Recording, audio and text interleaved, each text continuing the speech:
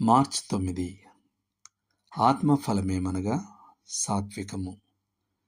గలతీలకు రాసిన పత్రిక 5వ అధ్యాయము 22వ వచనం.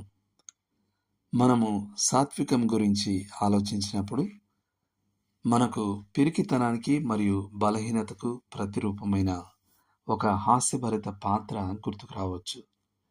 కానీ ఆత్మ యొక్క ఈ ఫలము దానికి చాలా భిన్నమైనది. ఇది బలహీనత నుండి కాదు, అలౌకిక శక్తి నుండి వస్తుంది. అది మొట్టమొదటగా ఒక విశ్వాసి తన జీవితంలో దేవుని కార్యాలన్నిటికీ ప్రేమతో లోబడుటను సూచిస్తుంది. సాత్వికుడు తిరుగుబాటు చేయడు, ఎదురు ప్రశ్నించడు, ఫిర్యాదు లేకుండా దేవుని చిత్తానికి తల వంచుతాడు. అతడు దేవుడు పొరపాటు చేయలేనంత జ్ఞాని మరియు కఠినంగా ఉండలేనంత ప్రేమ గలవాడు అని లెక్కిస్తాడు. అనుకోకుండా జరిగేది కానీ యాదృచ్ఛికంగా జరిగేది కానీ ఏది లేదని గ్రహించి దేవుడు తన జీవితంలో సమస్తమును మేలు కొరకే సమకూర్చి జరిగిస్తున్నాడని నమ్ముతాడు. సాత్వికంలో ఇతరులతో విశ్వాస యొక్క సంబంధం కూడా చేరి ఉంది. ఇక్కడ అతడు తను తాను తగ్గించుకునేవాడే కానీ తను తాను హెచ్చించుకునేవాడు కాడు. వినయం గలవాడే కానీ గర్విష్టి కాదు. సాత్వికుడు నలిగిన హృదయాన్ని అభ్యసించేవాడు.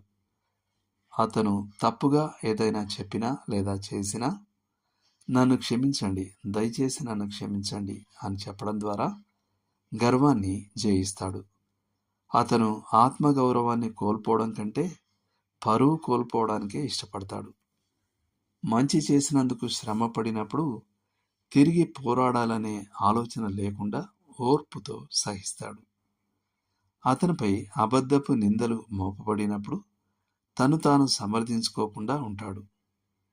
ట్రెంచ్ చెప్పినట్లుగా సాత్వికుడు ఇతరుల గాయాలను, అవమానాలను తన శిక్షణ మరియు శుద్ధీకరణ కొరకు దేవుడు అనుమతించినవిగా స్వీకరిస్తాడు.